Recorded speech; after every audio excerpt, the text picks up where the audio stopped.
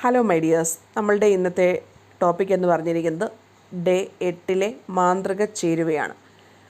നമ്മളുടെ ജീവിതത്തിൽ ഏറ്റവും അധികം വിലമതിക്കാനാവാത്ത രണ്ട് സാധനങ്ങളാണ്, ഒന്ന് ഭക്ഷണവും രണ്ട് ജലവും എന്ന് പറഞ്ഞിരിക്കുന്നത്. നമ്മുടെ ശരീരത്തിൽ ഏറ്റവും കൂടുതലുള്ളതും ജലം ആണ്, പ്രകൃതിയിലും ഏറ്റവും കൂടുതലുള്ളത് ജലം ആണ്. അപ്പം നമ്മൾക്ക് ഈ വെള്ളവും ഭക്ഷണവും ഉള്ളത് കൊണ്ടാണ് നാം ഓരോരുത്തരും ഇന്ന് ഭൂമിയിൽ ഉള്ളത്, അല്ലേ? അപ്പം ഈ പറഞ്ഞിരിക്കുന്ന രണ്ട് സംഭവങ്ങളില്ലായിരുന്നു എങ്കിൽ ഈ ഭൂമിയിൽ മനുഷ്യരാശി എന്ന് പറയുന്ന സംഭവമേ ഉണ്ടാവത്തില്ലായിരുന്നു. നമ്മളിന്ന് കാണുന്ന കെട്ടിടങ്ങളായാലും കാറ്, വണ്ടി, വലിയ വലിയ ബിൽഡിങ്സ് ആയാലും മാളുകളായാലും എല്ലാം അതിൻ്റെ എല്ലാം ചേരുവകളിൽ എന്തുണ്ട്? വെള്ളം എന്ന് പറഞ്ഞിരിക്കുന്നത് ഉണ്ട്. അതിനുവേണ്ടി പിന്നിൽ പ്രവർത്തിച്ചിരിക്കുന്ന ആൾക്കാർ ഭക്ഷണം കഴിക്കുന്നതും എല്ലാം ഒരു രീതിയിൽ അല്ല എങ്കിൽ വേറൊരു രീതിയിൽ എല്ലാം പരസ്പരം കണക്റ്റഡ് ആണ്. അപ്പോൾ ഒരിക്കലെങ്കിലും നിങ്ങൾ ഈ ഭക്ഷണത്തിന് വേണ്ടിയിട്ട് നന്ദി പറഞ്ഞിട്ടുണ്ടോ? ഇത് എപ്പോഴായിരിക്കും നമ്മൾ കൂടുതലായിട്ടും ഓർക്കുന്നത്? നമ്മൾ കഴിഞ്ഞ ദിവസം കാറിൻ്റെ കാര്യം പറയുന്നത് പോലെ, അതായത് നമുക്ക് ഏതെങ്കിലും ഒരു അവസരത്തിൽ നമ്മൾക്ക് ഫുഡ് കഴിക്കാതിരിക്കുന്ന ഏതെങ്കിലും ഒരു ദിവസം ഉണ്ടായിരിക്കും. ഒന്നുകിൽ നമ്മൾ എവിടെയെങ്കിലും പോകുന്ന ഒരു ദിവസമായിരിക്കാം, അല്ല എങ്കിൽ ആ ഒരു ദിവസം നമ്മൾ ഹോട്ടലിൽ ചെന്നപ്പോൾ ഭക്ഷണം തീർന്നതാവാം. എന്തുമായിക്കോട്ടെ, പല സാഹചര്യങ്ങളിൽ ഏതെങ്കിലും ഒരു അവസ്ഥയിൽ നമുക്ക് ഫുഡ് കഴിക്കാൻ പറ്റാത്തൊരവസരം ഉണ്ടായിരുന്നു എങ്കിൽ നമ്മൾ ആ ഭക്ഷണത്തിൻ്റെ വില ശരിക്കും അറിയാം, അല്ലേ? നമ്മളിപ്പോൾ ഹോസ്പിറ്റൽ കേസൊക്കെ ആണെങ്കിൽ പോലും നമ്മൾ ഒരു 2-3 ദിവസം ഫുഡൊക്കെ കഴിക്കാതിരിക്കുമ്പം നമ്മൾക്ക് ഒരു ബ്രെഡിന് പോലും അപാരമായിട്ടുള്ള ടേസ്റ്റ് ആയിരിക്കും, അല്ലേ? അപ്പോൾ അതുവരെ നമ്മൾ നല്ല ടേസ്റ്റുള്ള ഫുഡുകൾ പോലും നമ്മളുടെ മുമ്പിൽ ഇഷ്ടം പോലെ കഴിച്ചിട്ടിരിക്കുന്ന ഒരാളുടെ മുമ്പിൽ എന്ത് പറയും? അവർക്ക് പ്രത്യേകിച്ചൊരു ടേസ്റ്റ് തോന്നില്ല.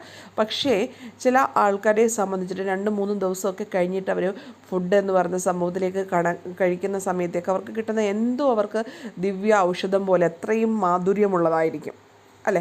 അപ്പോൾ അതുകൊണ്ട് നമ്മൾ ആ ഒരു ദിവസത്തെ ഓർത്തിട്ടെങ്കിലും ആ ഒരു ഫുഡിന് വേണ്ടിയിട്ട് എല്ലാ ദിവസവും നമ്മൾ നന്ദി പറയണം. കാരണം അതിൻ്റെ പിന്നിൽ നമ്മളിപ്പം ഒരു ചോറ് എടുക്കുകയാണെന്ന് വിചാരിച്ചു, ആ ചോറാവുന്നിടം വരെ എത്ര ആൾക്കാരാണ് അതിൻ്റെ പിന്നിൽ പ്രവർത്തിച്ചിരുന്നത്. അതിൻ്റെ നെല്ല് വിതറുന്നിടം മുതൽ അതിനകത്തുള്ള കളകൾ പറിക്കുന്നതോ അതുമായി ബന്ധപ്പെട്ട ഓരോ പ്രോസസ്സിങ്ങും അതിൻ്റെ കൊയ്ത്തും അത് മില്ലിൽ കൊണ്ടുപോകുന്നതും അതുമായി ബന്ധപ്പെട്ട് നമ്മുടെ കടകളിൽ നമ്മുടെ വീട്ടിലെത്തുന്നിടം വരെ എത്രയോ ആൾക്കാരാണ് നമ്മൾ അറിയാതെ അതിൻ്റെ പിന്നിൽ പ്രവർത്തിച്ചിരിക്കുന്നത്, ഇല്ലേ? ഇങ്ങനെ നമ്മൾ കഴിക്കുന്ന പച്ചക്കറികളായാലും ഫ്രൂട്ട്സിലായാലും സ്നാക്സിലായാലും എല്ലാം കുറേ അധികം ആൾക്കാരുടെ ഒരു ഊർജ്ജമാണ് ഇങ്ങനെ നമ്മൾ കഴിച്ചുകൊണ്ടിരിക്കുന്നത്. അവരുടെ ഒരു വർക്ക് അതിൻ്റെ പിന്നിലുണ്ട്. നമ്മൾ ആ അരിയുടെ വില കൊടുത്തു എങ്കിൽ പോലും നമ്മൾക്കിതൊന്നും സ്വന്തമായിട്ട് ഉണ്ടാക്കിയെടുക്കാൻ പറ്റാത്ത പല കാര്യങ്ങളും ഉണ്ട്. അപ്പോൾ അതൊക്കെ നമ്മൾക്ക് വേണ്ടിയിട്ട് പണിയെടുക്കുന്ന കുറേയധികം ആൾക്കാർ ഈ ഭൂമിയിൽ ഈ രാജ്യത്തിൻ്റെ പല ഭാഗത്തും ജീവിച്ചിരിപ്പുണ്ട്. അപ്പോൾ അവരെയൊക്കെ നമ്മൾ ഒരു നിമിഷം മനസ്സുകൊണ്ട് ഈ ഫുഡ് കഴിക്കുന്ന സമയത്ത് അതിൻ്റെ പിന്നിൽ പ്രവർത്തിച്ച എല്ലാ വ്യക്തികൾക്കും നമ്മളൊരു ബ്ലെസ്സിങ്സ് അല്ലെങ്കിൽ ഗ്രാറ്റിറ്റ്യൂഡ്, നന്ദി അർപ്പിക്കുക. അതുപോലെ തന്നെയാണ് നമ്മൾക്ക് ഈ പറഞ്ഞിരിക്കുന്ന ജലം എന്ന് പറഞ്ഞിരിക്കുന്നതും. ആ രണ്ടിനും നമ്മളുടെ ശരീരത്തിലെ രാസഘടനയെ പോലും മാറ്റാനുള്ള കഴിവുകൾ ഉണ്ട് എന്നിട്ടാണ് പഠനങ്ങൾ തെളിയിച്ചിരിക്കുന്നത്. അപ്പോൾ നമ്മളുടെ ചിന്തകൾ എപ്പോഴും നല്ല പോസിറ്റീവായിട്ടുള്ള കാര്യങ്ങളായിരിക്കണം. ഭക്ഷണം കഴിക്കുമ്പോഴായാലും അതുപോലെ തന്നെ വെള്ളം കുടിക്കുമ്പോഴായാലും ഒക്കെ ഉണ്ടാവുന്നത് എന്ന് പറയുന്നത് എന്തുകൊണ്ടാണെന്ന് ചോദിച്ചു കഴിഞ്ഞാൽ നമ്മുടെ ശരീരത്തിൽ ഏറ്റവും കൂടുതലുള്ളത് ജലമായതുകൊണ്ടാണ്. കാരണം പെട്ടെന്ന് ഇതിനെ മനുഷ്യരുടെ മനസ്സുകൾ മാറ്റാനുള്ള കഴിവുണ്ട്. അത് പോസിറ്റീവ് ചിന്തയ്ക്കായാലും നെഗറ്റീവ് ചിന്തയ്ക്കായാലും. അപ്പോൾ അതുകൊണ്ട് നമ്മൾ ഈ ഫുഡൊക്കെ ഉണ്ടാക്കുന്ന സമയത്ത് നല്ല രീതിയിൽ എൻ്റെ കുടുംബത്തിലെല്ലാവർക്കും നല്ല ആരോഗ്യമുണ്ടാവണേ, നല്ല രീതിയിലാവണേ ഈ ഫുഡ് ഉണ്ടാക്കുന്ന സമയം എല്ലാവർക്കും ഇഷ്ടപ്പെടണേ എന്നിട്ടുള്ള രീതിയിൽ പോസിറ്റീവായിട്ടുള്ള ചിന്തകൾ കൊടുത്തിട്ട് വേണം നമ്മൾ ഫുഡുകൾ ഉണ്ടാക്കാൻ വേണ്ടിയിട്ട്.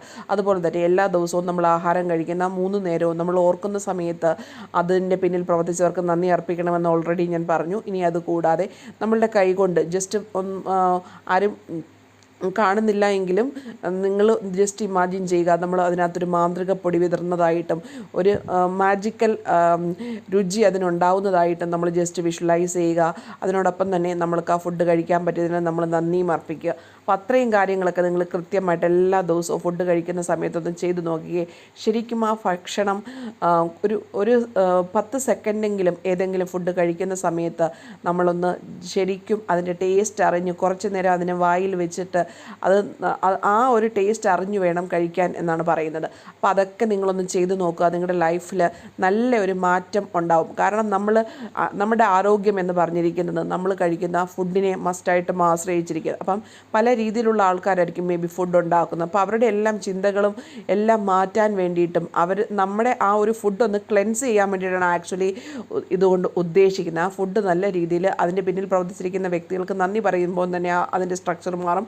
കൂടാതെ നമ്മൾ ഇതിനെ ഒന്ന് ക്ലെൻസ് ചെയ്യുന്നുണ്ട്. മാതൃകപ്പൊടി പിന്നെ ഉപ്പൊക്കെ നമ്മൾ വിതറത്തില്ലേ, അല്ലെങ്കിൽ നമ്മൾ ഈ കുരുമുളക് പൊടിയൊക്കെ വിതറുന്നത് പോലെ ജസ്റ്റ് നമ്മളൊന്ന് ഇമാജിൻ ചെയ്ത് നോക്കിച്ചാൽ മതി. അപ്പോൾ അതിനകത്ത് എന്തെങ്കിലും നെഗറ്റീവായിട്ട് ഏതെങ്കിലും വ്യക്തികൾ ചിന്തിച്ചിട്ടുണ്ടെങ്കിൽ പോലും അതങ്ങ് ബാലൻസ് ആയിക്കോളും. അതുകൊണ്ടാണ് ആ ഒരു രീതിയിലൊന്ന് നമ്മൾ ഇമാജിനേഷൻ കൊടുത്തിട്ട് വേണം ആ ഫുഡൊന്ന് കഴിക്കാൻ വേണ്ടി പറയുന്നത്. അപ്പോൾ ഇന്നത്തെ ദിവസം ഈ ഒരു പ്രാക്ടീസാണ്. പക്ഷേ ഇത് നമ്മുടെ ലൈഫ് ടൈം നമ്മൾ കണ്ടിന്യൂ ചെയ്യേണ്ടതാണ്. ഞാനിത് കുറേ വർഷങ്ങളായിട്ട് ഫോളോ ചെയ്ത് വരുന്നതാണ്. നല്ല വ്യത്യാസം നമുക്ക് ഫീൽ ചെയ്യുന്നുണ്ട്. അപ്പം നമുക്ക് നല്ല ഫുഡുകളും എല്ലാം നമ്മുടെ ലൈഫിലേക്ക് അട്രാക്റ്റ് ചെയ്യാനും നന്ദിയുള്ളവർക്ക് മാത്രമായിരിക്കും വീണ്ടും വീണ്ടും ഓരോരോ കാര്യങ്ങൾ നമ്മളെ തേടിയെത്തിക്കൊണ്ടിരിക്കുന്നത്. സോ നിങ്ങളും ഈ ഒരു പ്രാക്ടീസ് സ്റ്റാർട്ട് ചെയ്ത് നോക്കുക. നിങ്ങളുടെ റിസൾട്ട് തീർച്ചയായിട്ടും പറയേണ്ടതാണ്. താങ്ക്